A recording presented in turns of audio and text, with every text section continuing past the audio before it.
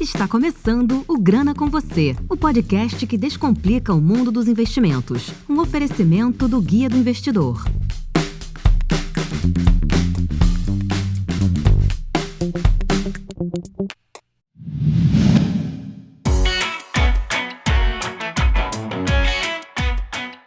Começa mais um Grana e hoje a gente vai falar com o professor Vicente Guimarães, que é especialista no mercado de investimentos, é estudioso da área e também PhD em economia. E ele aceitou participar aqui do nosso programa para a gente falar um pouco sobre as ações do Meta, né, que é o antigo Facebook. Bem-vindo ao programa, Vicente. Queria que você se apresentasse e falasse um pouco aí da sua trajetória. Obrigado, Jansen. Obrigado pelo convite. Muito legal estar aqui falando com o seu público.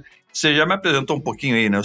Tenho uma formação acadêmica, fui consultor de empresas por quase 15 anos, fui investidor e atingi um patamar eu chamo de liberdade financeira, né? Onde você consegue viver de renda com o rendimento dos seus investimentos. A minha especialidade é mais o investimento em ações, em renda variável, fundo imobiliário, ações também nos Estados Unidos. E o foco principal é o dividendo. A partir desse momento que eu consegui a minha liberdade financeira ali em 2016, eu busquei, novas formas de atuar no mercado. E em 2018 eu criei um canal no YouTube, que tem meu nome, Vicente Guimarães. E depois, em 2019, com a demanda, o pessoal pedindo bastante ali, eu criei a VG Research, que é uma casa de análise. A casa de análise, para quem não conhece, é uma empresa que traz recomendações de investimento independente, Porque quando você vai no banco, você vai na assessoria, você recebe recomendações de investimento, só que geralmente estão ligadas ao banco, ligadas à corretora, e a casa de análise ela tem um papel de olhar para o cliente e trazer uma recomendação independente. Então, a gente criou a VG Research e hoje a gente tem cerca de 20 mil clientes assinantes aí da nossa casa de análise. Bom, eu super apoio a sua iniciativa de trazer mais educação financeira e alcançar um público desse tamanho, já que você tem um canal aí super consolidado. Inclusive, eu recomendo para quem não conhece assistir os vídeos lá que são muito educativos lá. Mas assim, o que você vê hoje como uma principal barreira assim para a pessoa que ainda não investiu, de repente ela tem medo e não sabe o que fazer? O que essa pessoa precisa para começar, digamos assim? É interessante que no Brasil as pessoas não têm a cultura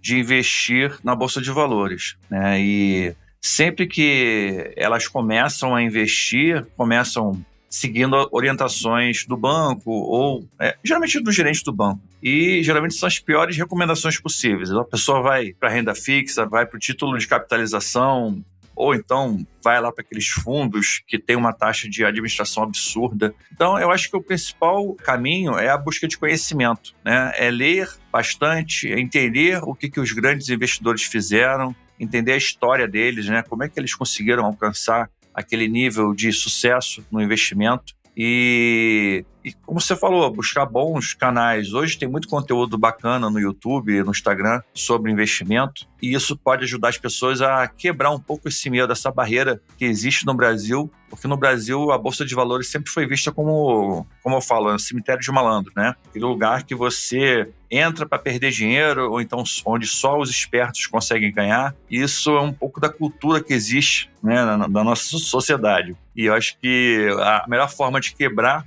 esse medo é o conhecimento. É possível hoje, Jansen, a pessoa investir em ações de uma forma 100% segura, praticamente sem risco. Uhum. E isso as pessoas não conhecem essas metodologias porque isso não interessa, a verdade é essa, isso não interessa ao mercado financeiro, ao grande sistema do mercado financeiro, aos bancos, às corretoras, porque se a pessoa se torna um investidor independente, ele deixa de pagar vai gerar taxa, aquelas taxas de administração tão grandes, que os bancos recebem. Se você olhar o faturamento dos bancos, que é de bilhões, de reais, todo aquele faturamento, praticamente aquilo ali, grande parte é taxa administrativa, taxa de corretagem, taxa dos fundos e das corretoras também. Você vê faturamento aí de bilhões e tudo é taxa de corretagem sobre os investidores. Então, eu sempre indico para as pessoas, estude bastante. Qualquer pessoa que tenha sucesso na Bolsa de Valores, ela tem características de pessoas de sucesso, Ela vai sempre buscar conhecimento, vai sempre buscar informação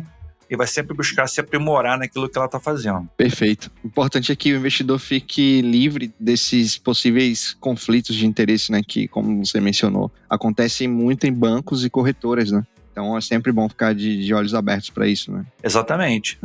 Você está num mercado onde a informação de qualidade, né, na época que eu comecei, né, a investir, essa informação era só restrita a um conjunto de investidores privilegiados, famílias. Essa informação não chegava até o grande público. E até hoje não chega. É muito difícil você quebrar essa barreira. Mas a gente vai tentando, né, aos poucos, como eu falei no meu canal no YouTube, com os cursos, com os materiais que a gente desenvolve, a gente tenta trazer para o investidor esses conhecimentos que até 5 anos, 10 anos atrás, só os grandes magnatas e grandes investidores detinham. Conhecimento sobre o investimento em ações, sobre a segurança, como fazer uma carteira protegida, sobre como usar os instrumentos de mercado para proteger a carteira e rentabilizar a carteira.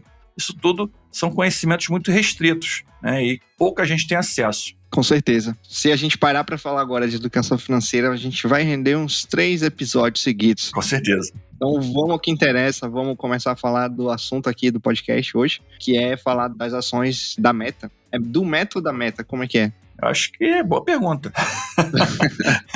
Boa pergunta. Acho que é da Meta, né? Eu acho também, eu acho que é da Meta, né? Da empresa, né? Isso.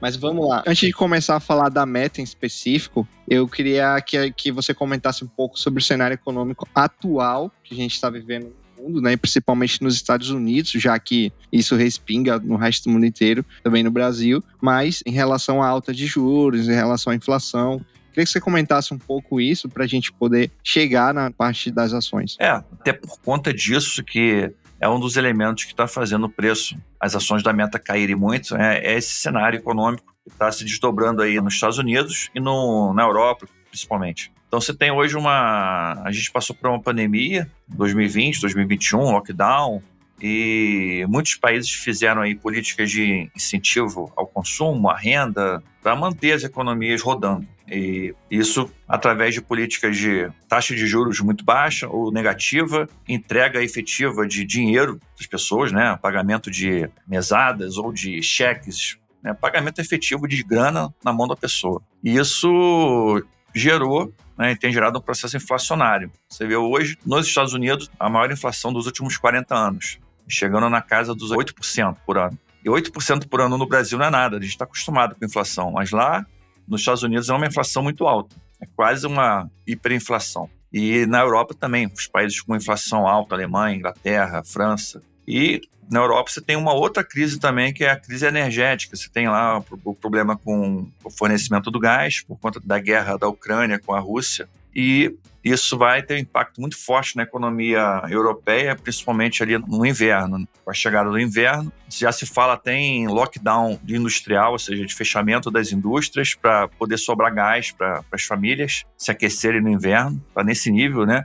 E isso vai gerar uma confusão ali, uma crise econômica na Europa, com certeza, isso se somando a essa alta inflação. Nos Estados Unidos, o Fed, que é o Banco Central americano, tem aumentado os juros para poder, já fez o terceiro ou quarto aumento dos juros agora, seguido, e a taxa de juros deve chegar a 4%. E muitos analistas estão de olho nisso, porque quando tem um aumento na taxa de juros americana, geralmente isso cria algum tipo de barreira para algum setor lá que está se beneficiando dessa taxa. Ou seja, a taxa de juros negativa que tinha até um tempo atrás, ela beneficiava setores ineficientes, empresas ineficientes, favorecia a alta do preço dos imóveis. Hoje você tem um preço do imóvel nos Estados Unidos no mesmo nível de 2008, quando teve aquela crise do subprime, que deu aquela confusão toda. Então o preço, a bolha imobiliária está colocada nos Estados Unidos. Você tem uma bolha também no mercado acionário também. Os preços das ações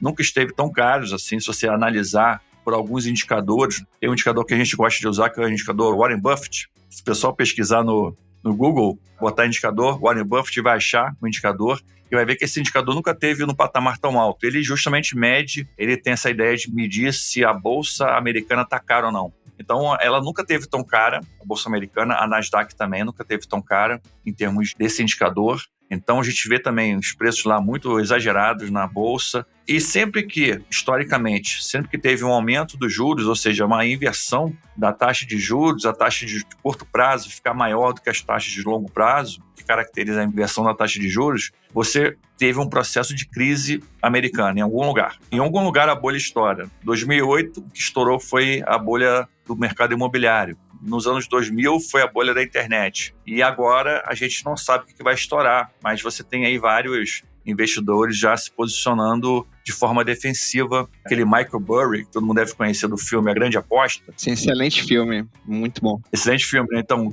o Christian Bale, que fazia o Michael Burry, naquela época ele apostou contra os títulos hipotecários e ganhou muito dinheiro. E agora ele vendeu todas as ações que ele tinha. Ele está fora do mercado, ele vendeu tudo que ele tinha e já se protegendo de uma possível queda nas ações. Então, sim, você tem um cenário complexo aí. Aí você junta o cenário geopolítico muito complicado, né? De guerra na Ucrânia com a Rússia, a China também se posicionando de forma estranha em relação ali a Taiwan. Isso pode criar um conflito também político com os Estados Unidos. Você tem um crescimento do Afeganistão agora tomado pelo Estado Islâmico. Então você tem, ou seja, um grupo terrorista, que era um grupo terrorista hoje, ele tem um Estado sob seu domínio. Então você tem uma questão também geopolítica muito dramática em alguns países, algumas regiões. Isso tudo vai piorando com a crise. Isso tudo ajuda a piorar a crise. Então você tem um cenário onde alguma coisa ruim vai acontecer, com certeza. Mas eu sempre falo isso num tom assim de alerta, mas um alerta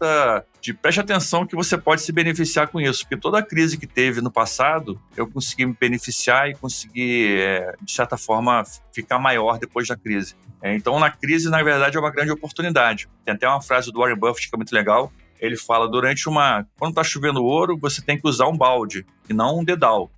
Dedal, quem não sabe, é aquele negócio que a pessoa bota no dedo para se proteger, né?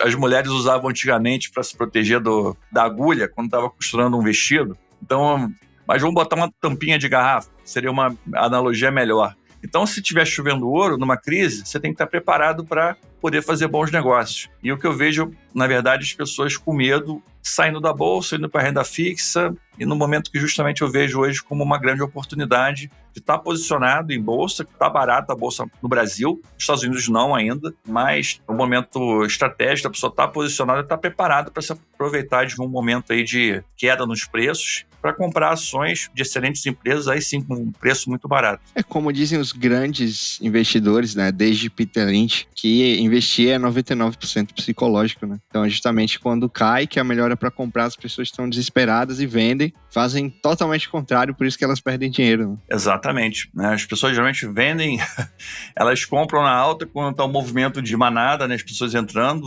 na euforia do crescimento da bolha especulativa, e quando está na queda, as pessoas vendem na baixa, vendem com prejuízo e perdem dinheiro. Então é por isso que também se criou no Brasil essa cultura de que bolsa de valores é um ambiente para a pessoa perder dinheiro. Não é, na verdade, as pessoas perdem por falta de conhecimento. Pois é. Falando aqui do filme de A Grande Aposta, eu recomendo que todo mundo assista, que é um filme genial. Você vai levar talvez umas 3 vezes para entender realmente os termos do filme, né? É realmente o que eles estão fazendo. É um tanto complicado mesmo, mas vale muito a pena. E você passa a entender mais de crises, justamente o que a gente está conversando aqui. Mas aproveitando aqui, você já deu motivo aqui, né? A gente já sabe porque as ações da Meta caíram em relação a toda a crise que o mundo está passando hoje. As ações tech, no geral, ainda são vistas pelo mercado como porto seguro? Ou você acha que realmente foi justificado toda essa queda no preço e agora ela se encontra, de repente, num valuation justo? Ou você acha que tem oportunidade, tem ação barata nesse setor? Como a do Meta, né? Bom, as ações da Meta, elas caíram por conta dessa maior incerteza, mas também por outros fatores, né? Você tem aí a concorrência com outras redes sociais que estão crescendo, o TikTok, por exemplo, e outras que estão ganhando espaço no mercado. Então, ela teve uma redução do crescimento de usuários. E parece que no último resultado ela reportou até uma redução do número de usuários em alguns países. Então, isso é algo que não acontecia, sei lá, há vários anos. O Instagram hoje é o principal veículo de captação, acredito eu, da Meta. Ela tem um aplicativo Facebook, tem um aplicativo Instagram, tem outros também, mas esses são os principais. O aplicativo Facebook está cada vez mais caindo em desuso, as pessoas estão usando muito pouco. Então você tem essa questão também do que está na moda, né? Do que as pessoas estão olhando mais. E o Instagram hoje é o principal, mas está perdendo espaço para outros meios. E você tinha também o preço muito esticado da Meta. Então, o preço muito exagerado. E eu vejo também que o setor de tecnologia em geral, a gente fez uma avaliação sobre isso e, particularmente, as empresas de tecnologia estavam muito esticadas, com preço muito exagerado. E são justamente essas empresas que sobrevivem da taxa de juros baixa. Então, é uma coisa interessante, porque a empresa ela busca crescer, busca ampliar o número de usuários, imagina um aplicativo, né? Então, eles focam muito mais na quantidade de usuários, na quantidade de pessoas que estão usando o aplicativo do que no lucro, por exemplo. Por quê? Porque eles conseguem se financiar através de uma taxa de juros que é negativa. Ou seja, quem está ouvindo aí para entender, vamos pensar no seguinte, imagina que você pega 10 milhões de dólares emprestado e paga 9 milhões. Então, é um excelente negócio, né? Você pegar empréstimo. Então, as empresas conseguem se manter com prejuízo ou através da Bolsa de Valores, emitindo ações, ou através de financiamentos. Então, isso cria aquilo que eu falei, são as ineficiências de mercado. Então, essas ineficiências são muito claras justamente em muitas empresas de tecnologia. No caso do Uber também, né? Exatamente. O Uber é um exemplo. A principal métrica deles de desempenho é a quantidade de países que estão atendendo, quantidade de usuários, e o lucro fica ali em segundo plano. O lucro não é prioridade e muito menos pagar dividendos. Então, assim, eu não entendo o investimento em uma empresa. Imagina você que está aí ouvindo agora, você vai investir numa pizzaria, num restaurante, você vai querer saber quanto que você vai ganhar de lucro, qual é a sua parte no lucro, quanto que aquele restaurante dá de lucro e qual vai ser a sua parcela de lucro. Quando você investe numa ação como o Uber, a pessoa só está pensando em crescimento de usuários. Mas quando é que isso vai se converter? Como é que eu vou monetizar esses usuários e vou gerar dinheiro a partir deles? Então você teve o caso também da Netflix, né, que veio aí nadando de braçada nesse canal de stream, né, que distribui conteúdos, e de repente teve aí uma explosão de canais de streaming em todo mundo, Paramount, Disney, HBO, todo mundo agora tem o, sei lá o que Plus. Daqui a pouco eu vou fazer também o VG Plus, que é o meu canal de stream também. Ah, boa. Então, assim, uma explosão de canais e isso criou ali uma concorrência que não existia antes. O preço da Netflix estava caro também, teve essa grande desvalorização. Mas eu vejo, sim, principalmente a Nasdaq, as ações da Nasdaq estão tendo uma grande queda, né, nesse ano aí, já próximo ali dos 40%, 50%, da última vez que eu olhei. O S&P 500 também, que são as empresas mais tradicionais, né, entre aspas, também com queda aí quase de 30%. Então, você tem uma correção, que eu entendo uma correção por enquanto, por conta dessa situação econômica, desse cenário econômico mais adverso, mas isso ainda não se caracteriza como uma grande queda, uma grande crise. A crise acontece quando ocorre algum fato, um estopim. Você teve, por exemplo, 2008, quando o banco Lehman Brothers quebrou. Aí teve aquela quebradeira geral e aquele medo, e se não fosse o governo americano injetar trilhões de dólares nos bancos, eles praticamente, o Bank of America ia quebrar também, outros bancos iam quebrar, outros fundos de investimento quebraram também. E agora é o Credit Suisse, né? Exatamente, o Credit Suisse está mandando gente embora, então você tem uma situação ali bem complexa. Então, assim, o que vai ser o estopim da crise? Vai ser quando uma empresa dessas aí fala, não consigo mais, vou fechar, aí vai ser um movimento de pânico. Porque hoje está só o sinal amarelo tá ligado. Quando o sinal vermelho fica ligado, o alerta vermelho, aí o pessoal vai realmente fugir da bolsa e essas ações eu acho que vão despencar muito. Você acha então que as ações americanas ainda têm muito espaço para cair? Tem. Algumas estão baratas já estão com bom preço, pagam bons dividendos, elas se caírem vão cair pouco. A gente tem até uma carteira focada nisso, que é a carteira VG Dividendos em Dólar, que são ações mais seguras, assim. E, inclusive, estão até desempenhando bem esse ano, né? Em termos de valorização. Mas o foco dela é mais dividendos mesmo. Mas a gente olha empresas que a gente está com um olhar positivo, mas a gente vê ainda que não é o momento, que ainda pode acontecer alguma coisa que vai trazer esse preço muito mais para baixo, aí vai ser o momento certo de comprar ações. Tem muita coisa boa também misturada. Tem ações de tecnologia que a gente olha como uma aposta e o mercado está apostando muito forte, mas tem ações de tecnologia que já são uma realidade, já fazem parte da vida das pessoas e que essas vão se tornar perenes, mesmo com uma grande crise, elas vão conseguir dar a volta por cima, vão conseguir se manter. Mas vai ter muita coisa aí que vai quebrar também. Bom, então é isso. O segredo é ter paciência, né? Para comprar na hora certa e não meter o pé na jaca de vez, né? Também não sair comprando 100% do que você tem alocado, já no momento que, sei lá, cai 10%, ou eu tô errado. Não, exatamente. Faço sempre analogia, né? O investidor é um atirador de elite. A gente fica lá paradinho esperando passar uma oportunidade. E, às vezes, demora a passar uma oportunidade. Passa lá uma ou outra. Mas quando ocorre uma grande queda assim na bolsa, eu brinco, a gente tira aquela arma de precisão e pega uma metralhadora, porque são muitas oportunidades. Aí não tem jeito, né? Se tiver um canhão, a gente dá tiro de canhão também, porque vai passar muita coisa na nossa frente de qualidade e vai ser o momento de ter dinheiro, ter caixa. Então, um dos segredos que eu ensino pro pessoal é ter sempre uma reserva de caixa ali, uma reserva de oportunidade para momentos como esse. Não adianta chegar num momento como esse, tá tudo barato, eu falo pro cara, tá tudo barato, vamos comprar. Aí a pessoa fala, mas eu não tenho dinheiro. Fala, poxa, então não tem como você investir assim, porque na hora que tá tudo barato você não tem dinheiro, então tem que ter uma reserva de caixa, tem que ter uma reserva de liquidez, né? Tem alguns que chamam de reserva de oportunidade, não importa o nome, não importa, é você ter um dinheiro ali reservado numa aplicação financeira que não seja ligada à bolsa, obviamente. Se a bolsa cair, aquela aplicação financeira não vai cair junto, ela vai se manter. Então, essa reserva de caixa que vai salvar, né, o nosso dia quando tiver uma grande crise. Eu posso te falar, Jansen, que nas últimas crises que eu passei, todas elas eu aumentei bastante meu patrimônio, de 50%, 100%, 150%. Maravilhoso. São momentos realmente de virada de chave do investidor. Às vezes o investidor está ali acumulando.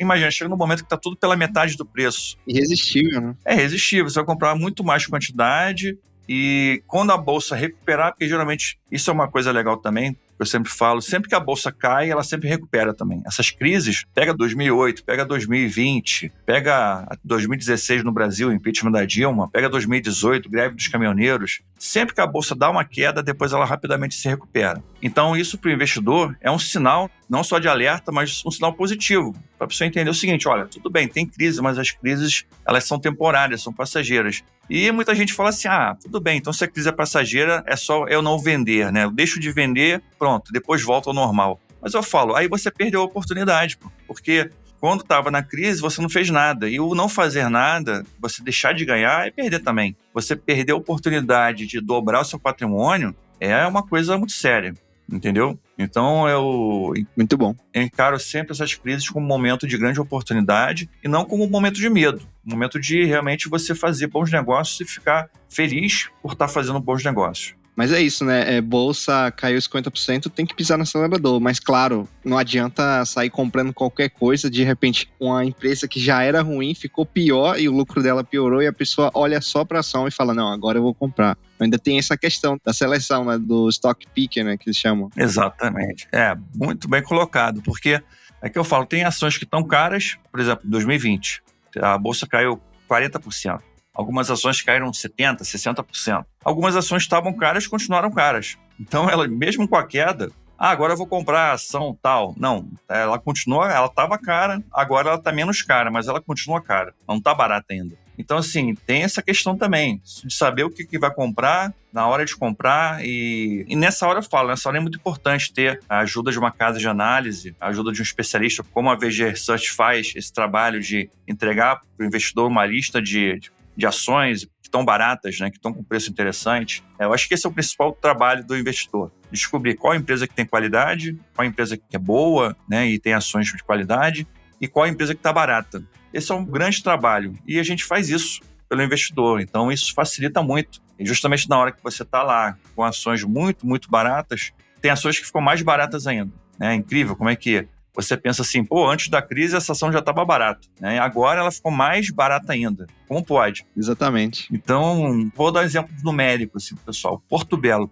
antes da crise estava barata. Ela estava R$3, R$4. Na crise, em 2020, ela foi para 1,87. Eu lembro dos 7 centavos, porque eu comprei, né, por esse valor. 1,87. Depois da crise, ela foi a R$14. Então, olha só como é que ocorre saltos de valorização. A própria Petrobras, ela chegou a R$12 na crise em 2020. Quem comprou lá em 2020, para você ter uma ideia, nos últimos 12 meses, que a gente está falando agora, a Petrobras pagou quase R$17 em dividendos. Então, quem comprou por R$12, só nesse último ano, nesses últimos 12 meses, a Petrobras pagou R$17 de dividendo. Então, imagina quem comprou naquele momento Petrobras, entendeu? Então, é por isso que eu falo, tem que comprar a ação certa, tem que pegar esses momentos certos, mas também comprar as ações certas também. Tem que ter essa capacidade ali de poder selecionar o que está barato, né? A gente tem até uma carteira na VG Research, que é uma carteira interessante, que é uma carteira chamada Carteira Crise, que é uma carteira justamente, quando tiver uma crise, a gente vai divulgar essa carteira para os nossos clientes, os clientes que fazem parte do curso Seguro de Opções, que é um curso justamente para proteger contra a crise. Então, essa carteira é uma carteira para, tá na crise agora? Tá. Vamos comprar essas aqui. Essas são as boas ações para você comprar agora durante a crise. Excelente. E como você falou, realmente é necessário esse acompanhamento. Só para deixar claro, esse episódio não é patrocinado. A gente traz todo mundo aqui para conversar, de diferentes empresas, executivos. E a gente sempre divulga, né, o produto de cada pessoa. Eu, particularmente, eu não fico sem uma casa de análise mais, né, há muito tempo. Então, sempre tem alguma que eu, assim, às vezes até mais de uma, mas eu recomendo que você busque uma que se adeque ao seu perfil, que você goste, né? Eu acho que o principal é você se identificar, né, com a proposta da casa. De repente, você olhar, pô, legal, eles têm um conteúdo bacana sobre educação financeira, muita coisa que eu não sabia e eu gostei, né? Até a comunicação deles. Então, eu recomendo isso, que você não invista sem uma casa de análise independente, né? Que não adianta sair seguindo recomendação de banco e corretora, como a gente falou aqui no início do episódio. Bom, vamos agora para o intervalo e a gente já volta para continuar o papo.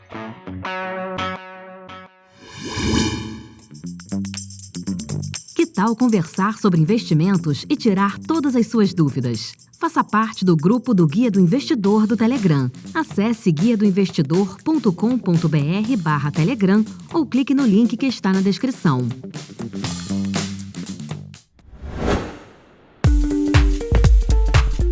Bom, e continuando aqui o tema, queria saber de você, já que a gente está falando de seleção de ações, nem vou usar em inglês, né? Para que falar stock picking, né? Já que a gente está falando aqui da seleção de ações, quais você, assim, vamos falar de setores, né? É melhor do que falar uma ação individual. Quais setores você vê que são resilientes para uma crise, principalmente no Brasil, que são crises que preocupam muito mais do que talvez uma crise lá fora, né, em países já desenvolvidos. Então, quais setores no Brasil você enxerga mais resilientes? Boa pergunta.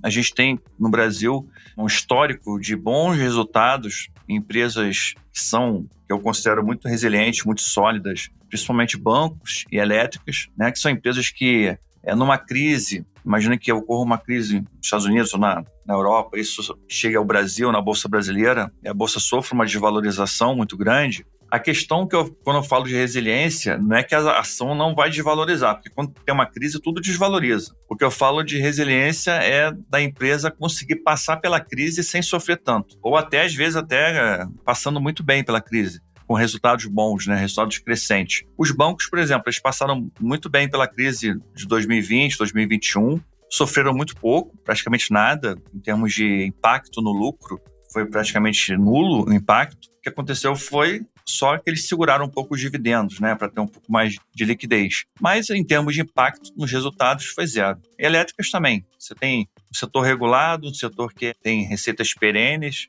as pessoas, por maior que seja a crise, o consumo tende a se manter. Algumas empresas do setor elétrico que fazem parte do setor, como geradoras e transmissoras, elas são muito pouco impactadas por uma crise. As distribuidoras que ficam na ponta do setor elétrico, elas sofrem um pouco mais, porque aí sim aumenta a inadimplência, né? Aumenta o furto de energia, mas também o impacto é menor. Então, assim, o setor elétrico em geral, ele passa muito bem por uma crise. O setor financeiro, bancos, e financeiro em geral, seguros também, a gente pode colocar na conta aí. Você pode pegar o próprio B3 também, que é a empresa que administra a bolsa, são ações que vão cair muito numa crise, mas depois vão voltar. O impacto vai ser praticamente nulo também nos resultados, porque a B3 ganha quando você compra, quando você vende.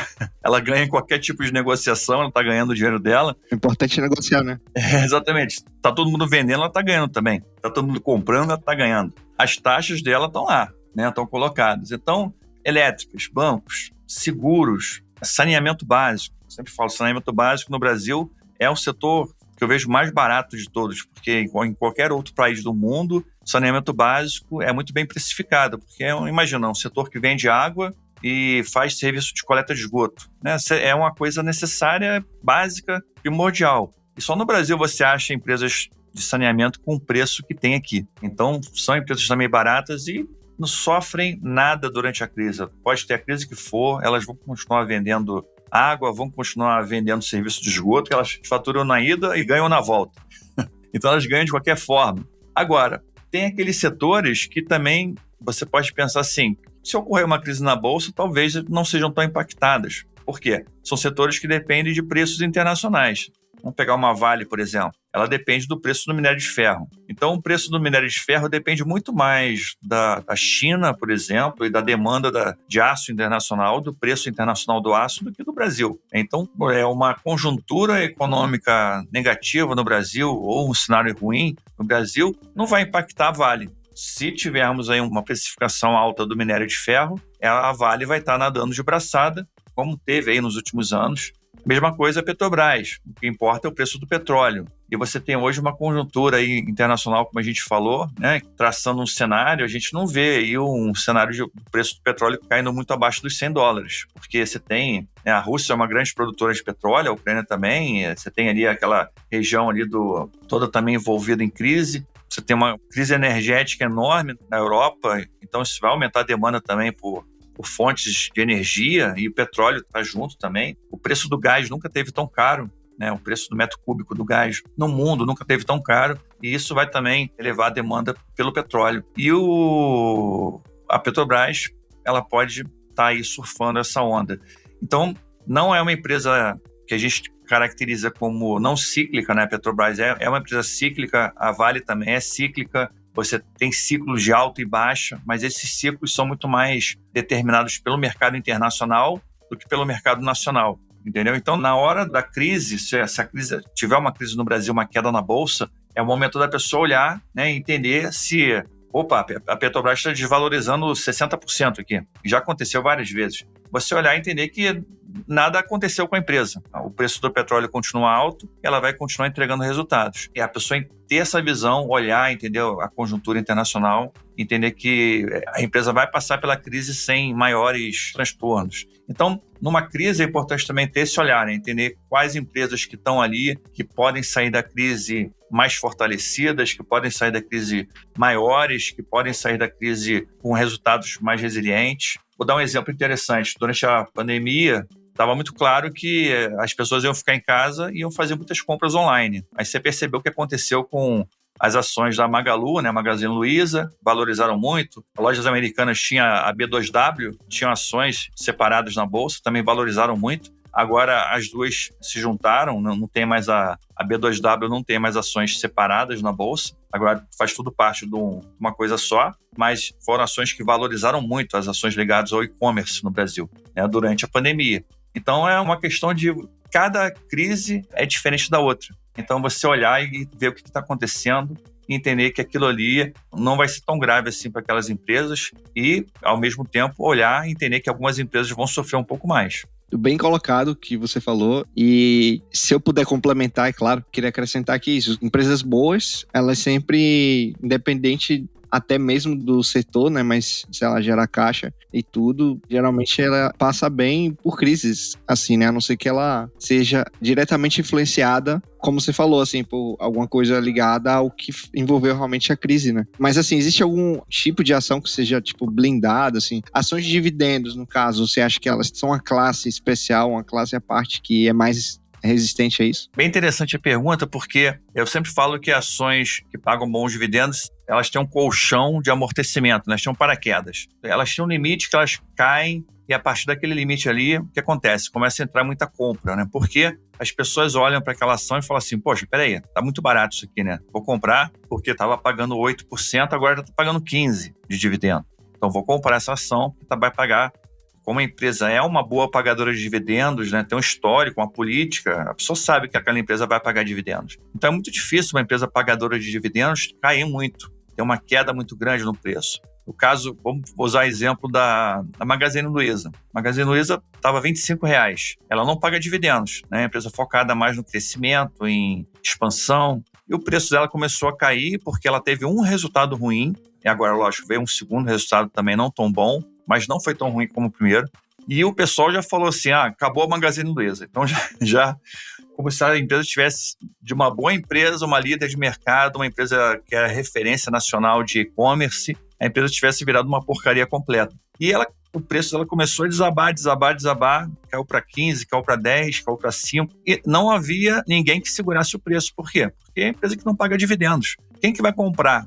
Se ela tivesse dividendos, com certeza ia entrar muita compra, porque a relação dividendo-preço ia ficar muito vantajosa. Então, um outro exemplo, você pega a Taesa, na crise de 2018, teve a greve dos caminhoneiros. A Taesa estava R$22, R$23. Ela caiu para 18, entendeu? Na crise. Ela caiu de 23 para 18. Então, assim, não foi uma queda tão grande. Por quê? Quando ela caiu para 18, o dividend yield dela ficou tão alto que entrou muita compra. Então, ela não caía de 18. Era incrível, ela batia ali no 18, voltava. Batia no 18, voltava. Porque entrava muitos compradores. Tinha muita gente comprando. Eu lembro que eu comprei também bastante nessa época. E muita gente reclamava. Poxa, mas peraí, Taesa não valoriza. Eu falei, cara, que bom que não valoriza. Tá R$18. Compra aí que tá bom. Tá barato. Empresa muito de qualidade. Ah, mas ela estava 23, agora está 18. Eu falei, pô, melhor, está mais barato ainda. Então, quando a empresa tem esse potencial de dividendos tão grande, dificilmente ela cai assim. Então, as empresas de dividendos têm, como você falou, uma blindagem natural, né, de mercado.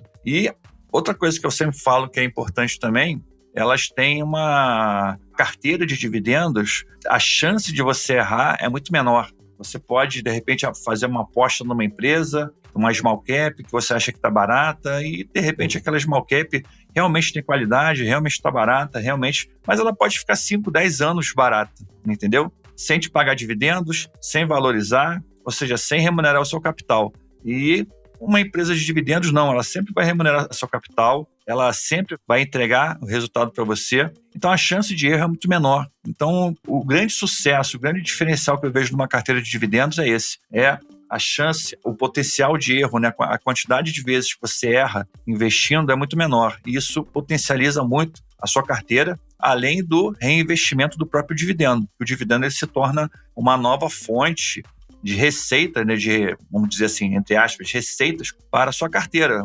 Você pega o dividendo e você reinveste. E quando você olha, você percebe que o seu reinvestimento de dividendos está maior do que o seu próprio aporte pessoal. Isso que faz a bola de neve girar, faz aquela bola de neve começar a rodar rápido. Dá para gravar um programa só sobre dividendos, hein? Opa! Já tá feito o convite aqui para o próximo. Com certeza.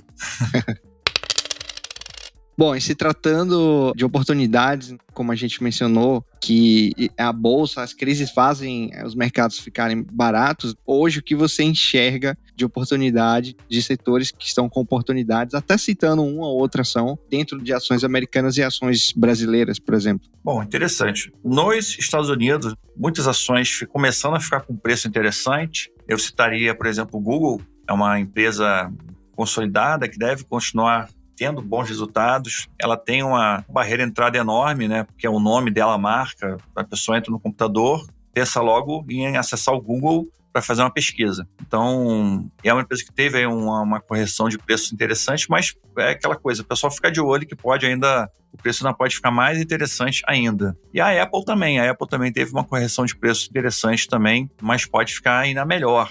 Agora, tem muita coisa boa nos Estados Unidos. Então, a gente está olhando, está fazendo lá as nossas análises. A gente tem uma lista aí de ações que a gente está olhando com muitos bons olhos no caso de uma queda de preços. A vantagem é que nos Estados Unidos você tem muitos setores interessantes. E não existe no Brasil. Então, você tem empresas lá gigantescas com ação global que não tem uma empresa no Brasil com o mesmo tipo de atuação. Exemplo, a Coca-Cola. Você vai dizer que a Coca-Cola é uma empresa americana? Não, a Coca-Cola é uma empresa global. A receita americana da Coca-Cola é 15%, 20%. O resto é o restante do mundo que gera a receita da Coca-Cola. Então, esse tipo de ativo também é interessante. É uma empresa americana, mas está exposta ao mercado global. E tem uma barreira de entrada gigantesca também. Você não consegue imitar o produto nem vender alguma coisa parecida. Agora, no Brasil, a gente tem aí oportunidades em vários setores. Eu diria que os setores mais perenes, os setores mais seguros, acabou que houve um fenômeno que a gente chama de flight quality, né? Que você busca ações de mais qualidade, ações com melhores resultados. Eu acho que as elétricas ficaram caras agora, é difícil você achar uma ação de elétrica com preço barato hoje. Os bancos também, mas tem muito banco barato. Então, se eu fosse falar uma ação de banco hoje que eu vejo com preço descontado, seria o Bradesco. né? O Bradesco eu vejo com um preço bem descontado em relação à sua média histórica. Se você botar qualquer indicador de PL histórico, relação preço-lucro histórico, relação preço-valor patrimonial. Então, assim, você vê ela negociando com um desconto muito interessante. Muita gente vendeu também as ações do Bradesco e da Itaúsa também, né? Porque são empresas que começaram a pagar menos dividendos aí depois da pandemia, do coronavírus. Então, são empresas que acabaram ficando com preço descontado. E ações que não são desse segmento de dividendos, ou dessa caracterização de dividendos, a gente pode pegar empresas que sofreram durante a crise de 2020 ainda, né? E ainda não se recuperaram desse sofrimento, vamos dizer assim. Como, por exemplo, algumas ações de shopping center. Shopping center foi um setor muito afetado pela pandemia, pelo lockdown. Turismo também foi muito afetado pela pandemia, lockdown. Setor de alimentação, a gente sabe que fechou tudo, né? Então, algumas empresas ficaram com preços muito baixos. E o mercado, ele não tem paciência para esperar, né? Ele quer que a ação valorize agora. O mercado que eu digo é o mercado financeiro tradicional. Então, se a ação está desvalorizando ou está de lado, o cara vai lá e vende a ação, não quer nem saber. Ele vende, simplesmente vende e compra outra que ele acha que vai valorizar. Então, eu vejo hoje, por exemplo, a BR Malls, que é uma ação de shopping center muito descontada em relação ao seu preço que ela teve lá atrás e não recuperou. E se você olhar o shopping center hoje, está cheio, né? Está cheio de gente. A vida voltou ao normal, os shoppings voltaram a ficar lotados e o BR Malls ficou lá, o preço não... Parece que o mercado não entendeu ainda que o preço tem que voltar. Turismo, acho que a CVC era uma empresa de turismo, líder do mercado brasileiro. A ação chegou a custar R$80, agora está R$7. Lógico, teve uma queda muito grande do turismo, ninguém fazia viagem de turismo, mas a CVC agora ela já recuperou praticamente 80% da sua receita. É um case interessante, né, a CVC? Então ela recuperou 80% da sua receita que ela tinha no pré-pandemia e o preço continua em R$7. Então, assim, também é um pouco da miopia de mercado. O mercado às vezes demora, né, a se posicionar e entender que aquela empresa está mudando. Mas eu acho que é um case interessante. Também estou aqui colocando como uma recomendação de estudo para a pessoa que está ouvindo aí, né? Olhar essas empresas, entender se vale a pena, se faz sentido na cabeça delas e entender se cabe na carteira. E sempre aquela coisa, né? Às vezes a gente fala de uma empresa, a pessoa acha que é uma dica, né? E compra a ação. E passa 2 meses, a pessoa fala assim, poxa, a ação desvalorizou.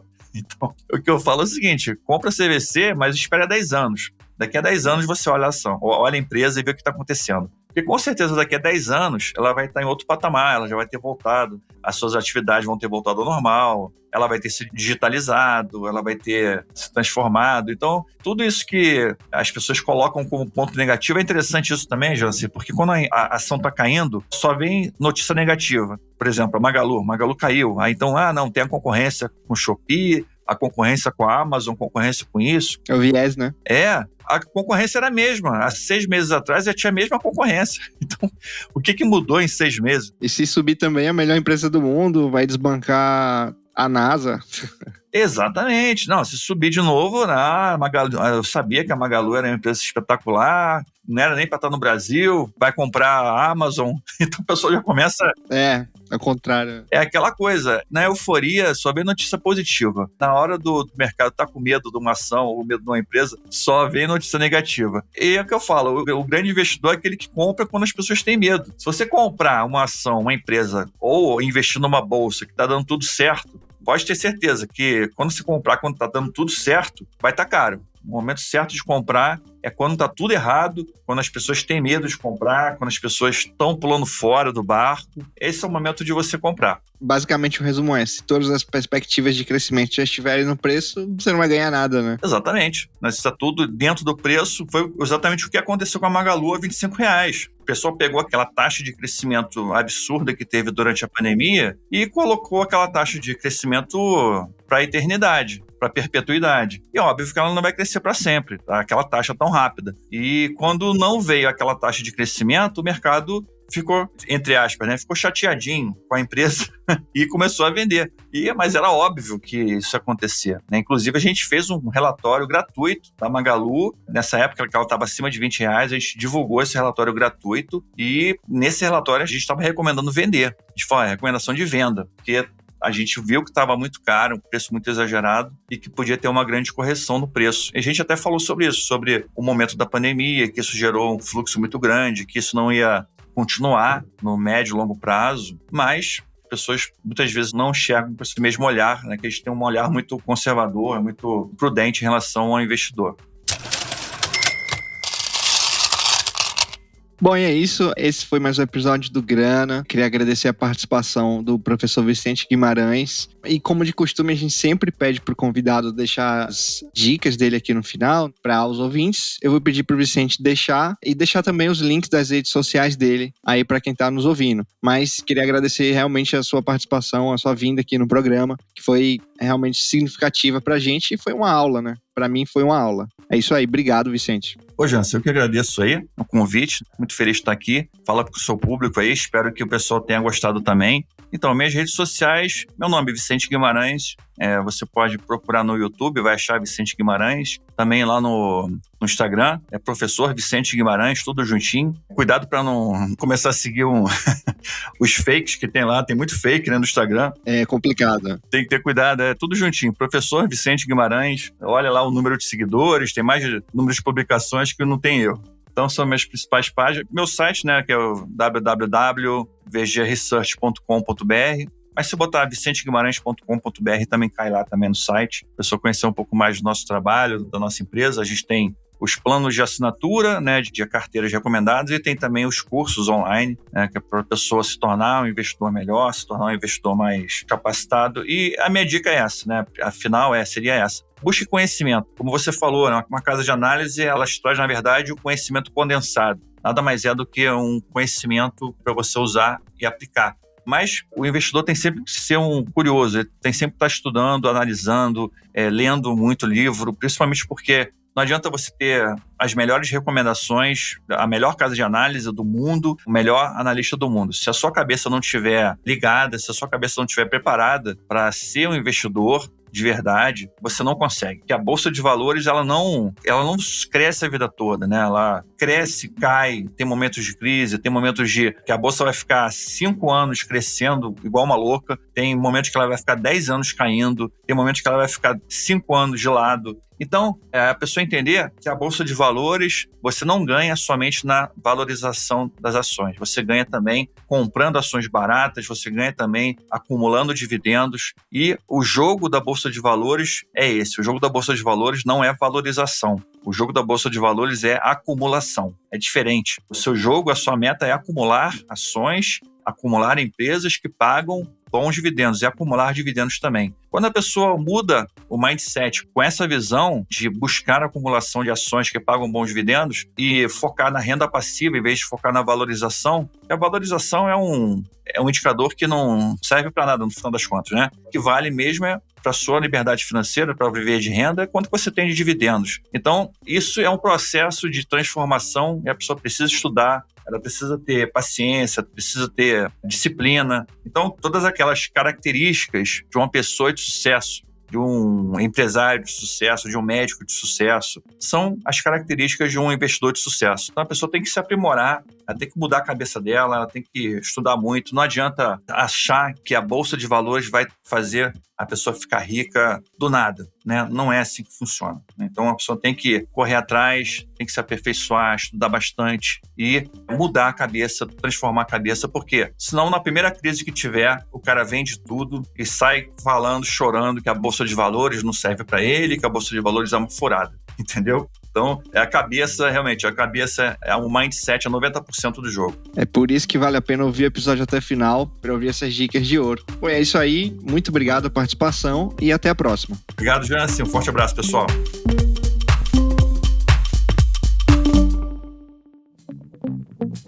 Este episódio foi um oferecimento do Guia do Investidor, sua fonte diária de conhecimento sobre investimentos. Até a próxima! Todo investimento representa riscos. Antes de negociar ou realizar qualquer investimento, faça o devido estudo. Os conteúdos produzidos pelo Guia do Investidor são para fins informativos, não podendo ser considerados como recomendação de investimento.